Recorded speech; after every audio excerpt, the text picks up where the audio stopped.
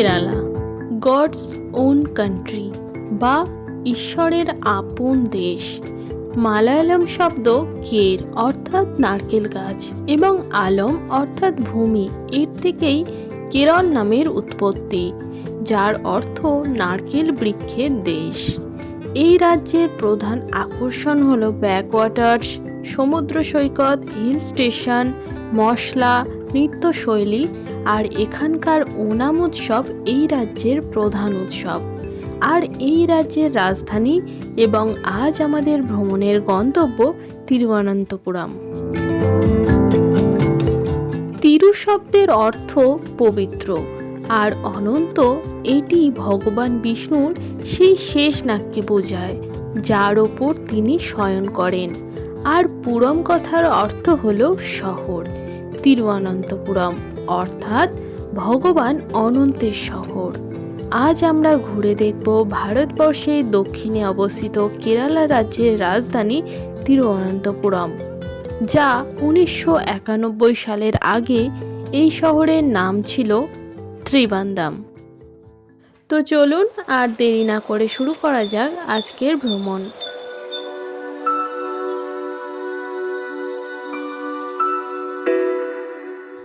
আজ 15ই মার্চ শনিবার। গতকাল রাতে আমরা ত্রিবান্দাম এসে পৌঁছেছি। আমাদের হোটেল আগে থেকে বুক করা ছিল না। আমরা রেলওয়ে স্টেশনের কাছে এসে একটি হোটেল নিয়েছি। পার নাইট নিয়েছিল 1200 করে। রেলওয়ে স্টেশনের কাছে আরও কিছু হোটেলের ডিটেলস দিয়ে দিলাম, আপনারা চাইলে ভালোভাবে দেখে শুনে বুক করতে পারেন। এখন সময় ভোর 4টে।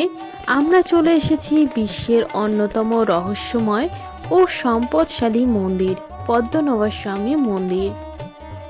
এই মন্দির ভগবান বিষ্ণুকে উৎসর্গ করা। মন্দিরে ভগবান অনন্ত সর্পের ওপর হেলান দিয়ে অনন্ত শয়ন মুদ্রায় বিরাজমান। মন্দিরটি কেরালা এবং দ্রাবিড়ীয় স্থাপত্য শৈলীর এক অনন্য সংমিশ্রণে নির্মিত। মন্দিরে যে বিগ্রহটি রয়েছে সেটি প্রায় 18 ফুট লম্বা এবং এটি নেপাল থেকে আনা 12,008টি শালিগ্রাম শিলা দিয়ে তৈরি। ভক্তরা পাশাপাশি 3টি দরজা দিয়ে দর্শন করেন, প্রথমে পায়ের অংশ, তারপর বুক ও শেষে দেবতার মাথা। এই মন্দিরে ঢোকার জন্য নির্দিষ্ট কিছু ড্রেস কোড রয়েছে। পুরুষদের জন্য নিচে সাদা মুন্ডু বা ধুতি এবং খালি গায়ে যেতে হবে। মেয়েদের শাড়ি, মুন্ডু সেট, পাভাদা বা লম্বা স্কার্ট পরা যায়। মন্দিরের বাইরে জুতো, ব্যাগ, মোবাইল সব জমা করে ঢুকতে হয়, শুধুমাত্র মানিব্যাগটা সাথে রাখতে পারেন।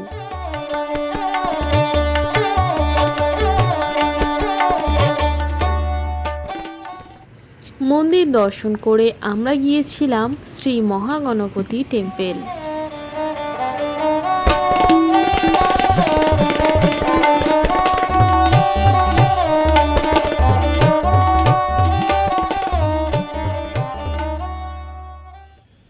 একটি অটো বুক করে নিয়েছিলাম আজকের লোকাল সাইটসিংয়ের জন্য। প্রথমেই চলে এলাম কুথিরা মালিকা প্যালেস।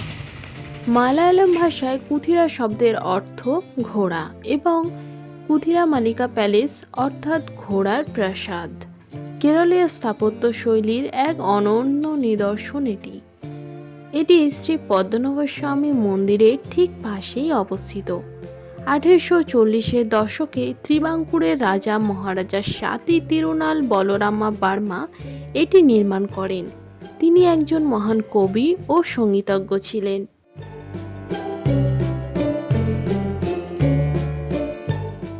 প্রাসাদের দক্ষিণ দিকে ছাদে 122টি কাঠের খোদাই করা হাসি মুখের ঘোড়া রয়েছে, যার থেকেই এর নাম হয়েছে কুথিরা মালিকা প্যালেস।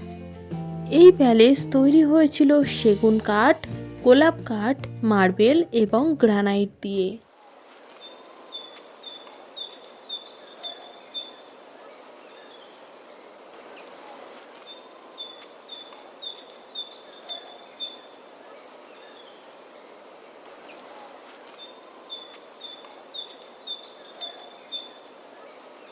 প্রাসাদের একটি অংশ এখন মিউজিয়াম হিসেবে ব্যবহৃত হয়। এখানে রাজপরিবারের ব্যবহৃত হাতির দাঁতের সিংহাসন, বেলজিয়াম আয়না, স্ফটিকের ঝাড়লণ্ঠন, প্রাচীন অস্ত্রশস্ত্র এবং বিভিন্ন বাদ্যযন্ত্র সংরক্ষিত আছে। এই মিউজিয়ামের ভিতরে কোনো ফটো ভিডিও অ্যালাউ নয়।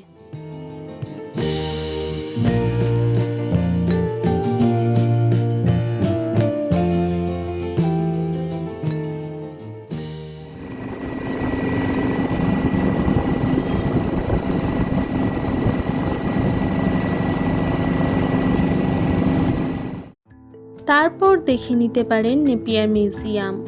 1855 সালে প্রতিষ্ঠিত এই মিউজিয়ামটি ভারতের অন্যতম প্রাচীন মিউজিয়াম হিসেবে পরিচিত।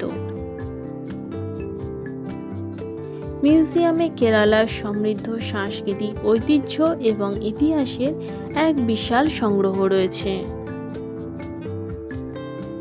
প্রাচীন গহনা, হাতির দাঁতের খোদাই করা কাজ এবং একটি মন্দিরের রথ সংরক্ষিত আছে। আর্ট গ্যালারিতে বিশ্ববিখ্যাত শিল্পী রাজা রবি বর্মা এবং নিকোলাস রোরিখের আঁকা ছবি প্রদর্শিত হয়।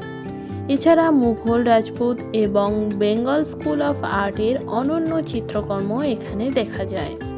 এখানে 5000-এরও বেশি প্রাচীন মুদ্রা এবং মহাভারত ও রামায়ণের কাহিনী ভিত্তিক জাপানিজ চামড়ার পুতুল রয়েছে। মিউজিয়ামের প্রধান আকর্ষণ হলো এর অনন্য স্থাপত্য। এটি কেরালা, মুঘল, চীনা এবং ইতালীয় নির্মাণ শৈলীর এক অপূর্ব মিশ্রণ। রবার্ট ফেলো চিসলম এই চমৎকার ভবনটি ডিজাইন করেন, যার বৈশিষ্ট্য হল প্রাকৃতিক শীততাপ নিয়ন্ত্রণ ব্যবস্থা। এর পাশেই রয়েছে তিরুবনন্তপুরম জু। এটি ভারতের প্রাচীনতম চিড়িয়াখানাগুলির মধ্যে একটি। 1857 সালে ত্রাভঙ্করের মহারাজা উত্তম থিরুনাল মান্থান্ডাভার্মা এটি প্রতিষ্ঠা করেন। এটি প্রায় 55 একর এলাকা জুড়ে অবস্থিত। এখানে রয়্যাল বেঙ্গল টাইগার, সাদা বাঘ, এশীয় সিংহ, চিতাবাঘ, এশীয় হাতি এবং জলহস্তী সহ বিভিন্ন বন্যপ্রাণী রয়েছে। এছাড়া কিংকোবরা এবং শ্রীলঙ্কা থেকে আনা বিশাল অ্যানাকন্ডা রাখা রয়েছে।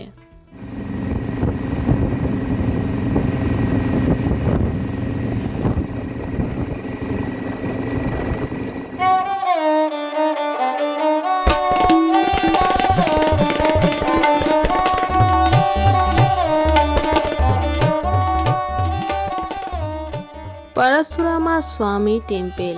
এটি কেরালার একমাত্র মন্দির যা বিষ্ণুর ষষ্ঠ অবতার পরশুরামকে উৎসর্গ করা হয়েছে। এই মন্দির প্রায় 2000 বছরের প্রাচীন বলে মনে করা হয়। মন্দিরটি কালো গ্রানাইট পাথর দিয়ে নির্মিত এবং বর্তমানে কেরালা প্রত্নতত্ত্ব বিভাগের অধীনে একটি সংরক্ষিত স্তম্ভ। এই মন্দিরে পিতৃপুরুষের উদ্দেশ্যে শ্রাদ্ধানুষ্ঠান করার বিশেষ রীতি রয়েছে। লোকবিশ্বাস অনুযায়ী ভগবান পরশুরাম এই স্থানে তিল ও জল দিয়ে তার মাতাকে অর্ঘ্য প্রদান করেছিলেন। এরপর দেখে নিতে পারেন আজিমালা শিবা টেম্পল। আরব সাগরের তীরে অবস্থিত একটি অত্যন্ত পবিত্র এবং দৃষ্টিনন্দন তীর্থস্থান। এই মন্দিরটি মূলত ভগবান শিবের গঙ্গাধরেশ্বর রূপের জন্য বিশ্বজুড়ে পরিচিত। এই মন্দিরের মূল আকর্ষণ হল ভগবান শিবের একটি 58 ফুট উঁচু বিশাল ভাস্কর্য। এটি কেরালা রাজ্যের সবচেয়ে উঁচু শিব মূর্তি। ভাস্কর্যটিতে দেখা যায় শিবের জটা থেকে গঙ্গা নির্গত হচ্ছে এবং তার 4 হাত রয়েছে এবং একটি হাতে ডমরু ও ত্রিশূল ধারণ করা রয়েছে।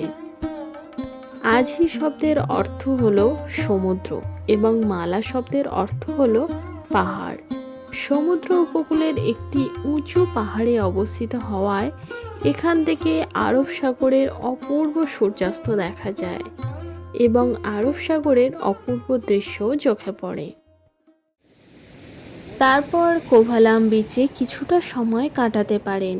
কোভালাম মূলত 3টি পাশাপাশি সমুদ্র সৈকত নিয়ে গঠিত। লাইট হাউস বিচ, হাওয়া বীচ এবং সমুদ্র বীচ।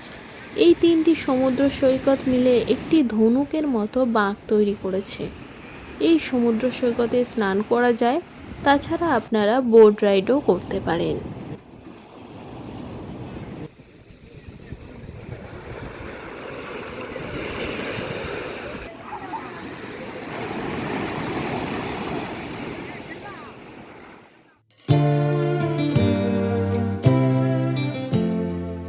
ঘুরে দেখে নিতে পারেন মাদ্রে ডে ডিউস চার্চ।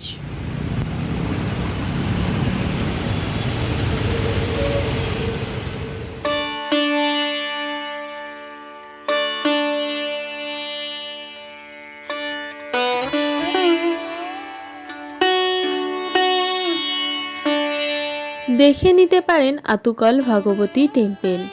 এই মন্দির মূলত দেবী পার্বতীর অবতার দেবী কান্নাকির উদ্দেশ্যে উৎসর্গ করা, যিনি দেবী ভদ্রকালী নামেও পরিচিত। এই মন্দিরটি নারীদের শবরীমালা নামে পরিচিত, কারণ এখানে ভক্তদের অধিকাংশই নারী।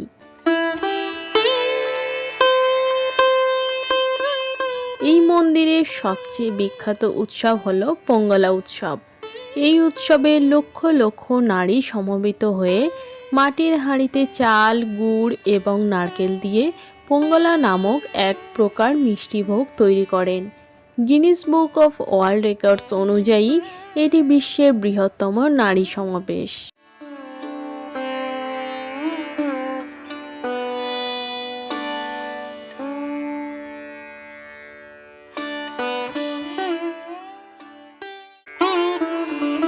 ঘুরে দেখে নিতে পারেন চেঙ্কাল মহেশ্বরম শিবা টেম্পল। এই মন্দির ওয়ার্ল্ড টলেস্ট শিবলিঙ্গমের জন্য পরিচিত। এই মন্দির দক্ষিণ কৈলাস নামেও খ্যাত। এখানে যে শিবলিঙ্গটি রয়েছে তার উচ্চতা 111.2 ফুট। শিবলিঙ্গটির ভিতরে 8টি তলা রয়েছে।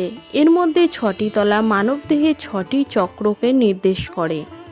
শিবলিঙ্গটির অষ্টম বা সর্বোচ্চ তলায় পৌঁছালে কৈলাস বা শিবের আবাসের অভিজ্ঞতা পাওয়া যায়, যেখানে শিব ও দেবী পার্বতীর মার্বেল মূর্তির পাশাপাশি কৃত্রিম তুষারাবৃত পরিবেশ তৈরি করা হয়েছে। এই মন্দিরের ভিতরে 108টি বিভিন্ন আকারের শিবলিঙ্গ এবং গণেশের 32টি রূপ একসঙ্গে দর্শন করা যায়।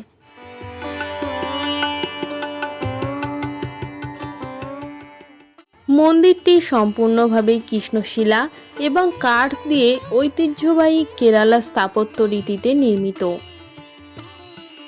এই বিশাল শিবলিঙ্গটি নির্মাণ করতে প্রায় 6 বছর সময় লেগেছে। ভিডিওটি এখানেই শেষ করছি। পরবর্তী ভিডিওতে আবারও দেখা হবে। আপনাদের কেমন লাগলো ভিডিওটি কমেন্টে অবশ্যই জানাবেন। এরকম ভিডিও আরও দেখার জন্য চ্যানেলটি সাবস্ক্রাইব করে রাখতে ভুলবেন না। দেখা হচ্ছে পরের ভিডিওতে। ততক্ষণ আপনারা সুস্থ থাকবেন, ভ্রমণ করবেন।